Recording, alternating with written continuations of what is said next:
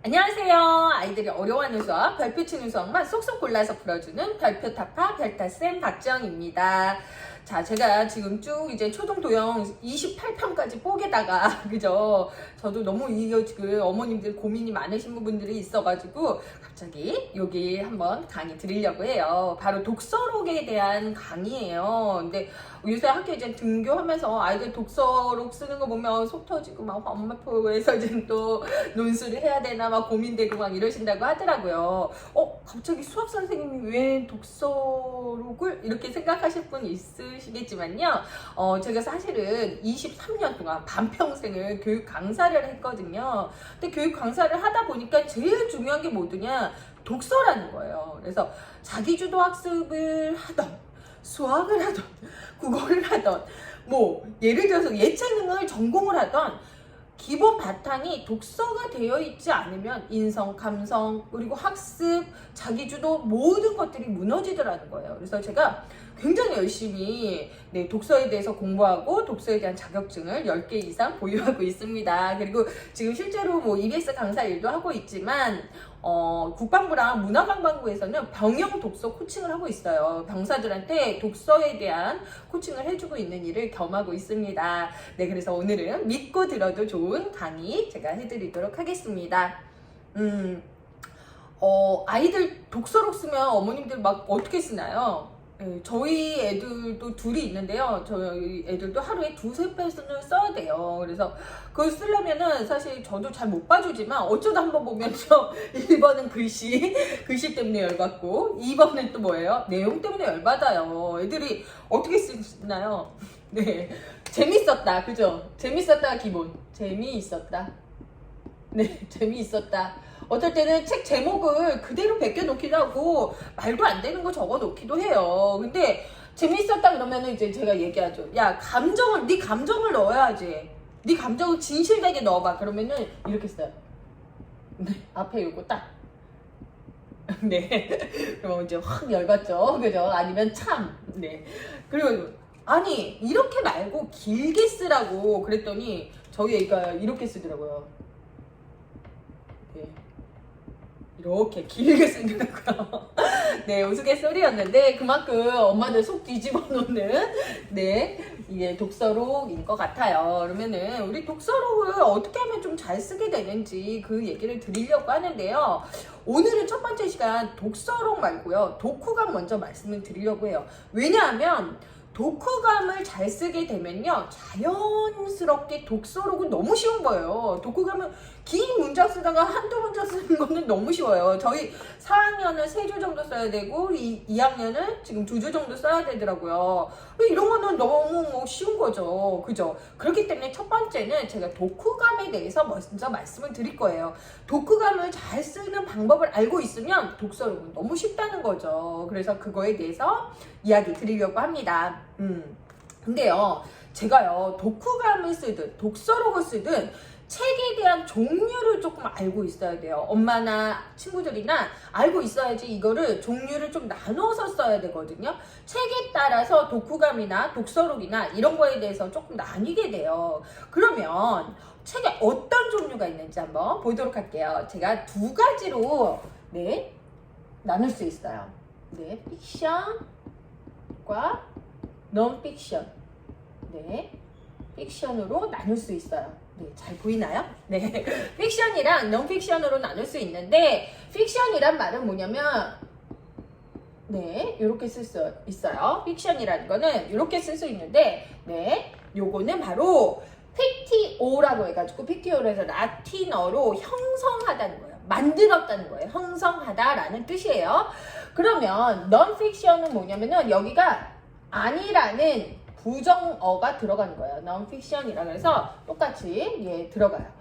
자, 그러면 조금 눈치채셨나요? 네, 그렇죠. 픽션은 뭐냐면은 이제 소설이나 희곡처럼 그 작가의 상상력에 의해서 꾸며낸 이야기예요. 거짓 이야기예요. 그리고 논픽션은 뭐냐면 상상이나 허구가 아닌 실제 있었던 일을 바탕으로 쓴 글을 얘기해요.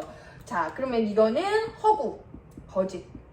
소설이나 뭐 이야기책 뭐 이런 것들이 있는 거고, 논픽션 같은 경우는 뭐예요? 허구가 아닌 거. 그러면 뭐가 있을까요? 뭐 생물도감,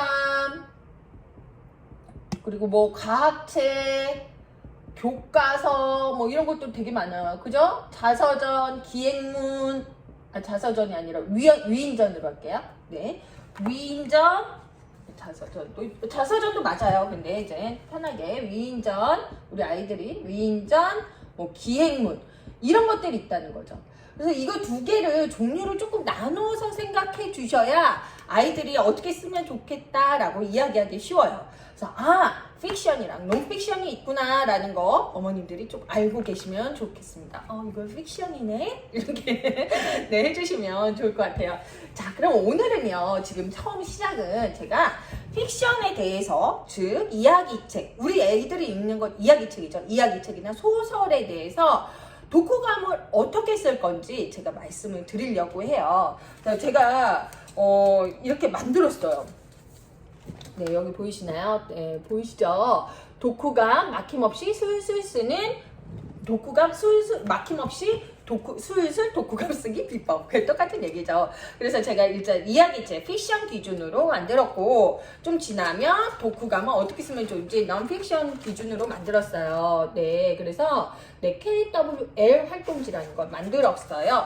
요거랑 요거 둘 다 제가 만드는 거고요. 그 다음엔 뭐냐면 독서로, 우리 아이들 독후감이랑 약간 별개죠. 독서록은 이제 매일매일 쓰고 있어요, 아이들. 그죠? 네. 그런 것들 어떻게 하면 좀 도움이 될지, 이것도 제가 non-픽션이랑 픽션을 중심으로 해서 만들었어요.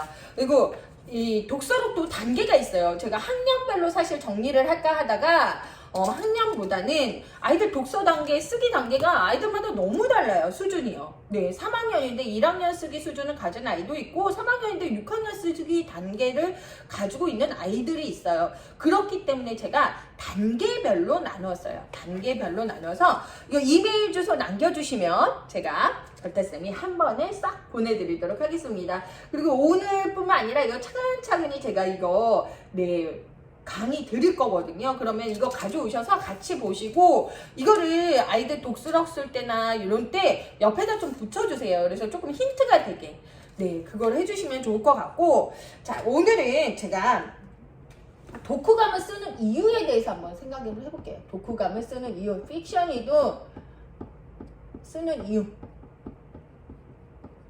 독서록을 쓰는 이유도, 독서록도 마찬가지예요. 독서록을 쓰는 이유, 숙제니까 이렇게 애들은 그렇게 쓰죠. 근데 독후감을 쓰는 이유가 뭘까요, 어머님들? 무엇을 위한 것일까요? 읽기와 쓰기. 자, 읽기와 쓰기. 무엇을 위한 걸까요? 대부분이 이제는 쓰기를 위한 거라고 생각을 많이 하세요. 근데 독후감은 바로 무엇을 위한 거냐? 읽기를 위한 거예요. 읽기 플러스 독서 습관을 위한 거예요. 읽기에 대한 재미를 읽고 후에 느낀 점을 쓰는 거예요. 조금 미네요. 그죠? 네, 그래서 독후감이라는 말, 독서록, 독후감, 독서록이 무엇인지를 미리 알고 계셔야 돼요. 독서록은 책을 읽은 거를 기록한다는 뜻이에요. 기록한다는. 내가 책 읽은 거를 기억하려고 해. 기록하려고 해. 해서 독서록인 거예요. 그럼 어떤 거를 기록을 해야 될까요? 느낌을 기록을 해야 되는 거예요. 내가 이걸 책을 읽었을 때의 느낌. 그죠? 그럼 독후감은 바로 말 그대로요. 읽고 나서의 나의 느낌을 쓰는 거예요. 느낌. 근데 이런 포인트를 가지고 있어야 아이들이 쓰기가 더 쉬워져요. 그러면 즉 뭐가 중요하지 않다? 쓰기가 중요하지 않다. 뭐를 위한 거냐? 뭐가 중요한디? 그죠? 바로 읽기가 중요하다. 책에 대해서 독서에 대한 즐거움을 위해서 우리가 이 독서록을 쓰고 독후감을 쓰는 거예요. 근데 이게 주객이 전도래요. 쓰기를 위해서 하다 보니까 책도 재미없어지고 읽기도 싫어지고 쓰기는 부담스러워지고 그러다 보니까 독서 습관은 무너진다는 거예요. 독서 습관은. 그래서 어머님들이 제가 이제는 정말 쉽게 쓰는 법을 알려줄 거예요. 이거는 정말 이렇게 쉽게 써도 되나? 싶을 정도로 제가 쉬운 방법을 알려드릴 건데 이거 말고 조금 난이도 있게 썼으면 좋겠어. 우리 아이가 깊이 있게 썼으면 좋겠어. 이건 안 된다는 거예요. 아이 별달쌤 강의 들으면 뭐 뭔가 아이가 되게 아웃풋이 굉장할 것 같고 그거 아니에요. 저는 쉽게 스트레스 없이 쓰는 법. 네, 그거를. 즉 막힘없이 술술 독후감 쓰기 비법이에요. 독후감 잘 쓰기 비법은 아니에요. 예. 막힘없이 스트레스 안 받고 슬슬 써야 읽기를 좋아하게 되고 독서 습관이 잡힌다는 거예요. 이거 두 개를 제가 포인트로 잡을 거예요. 왜? 왜일까요? 모든 학습에는요, 인풋과 아웃풋이 있어요. 수학, 한자, 과학, 영어, 인풋, 아웃풋이 모든 과목은 다 있어요.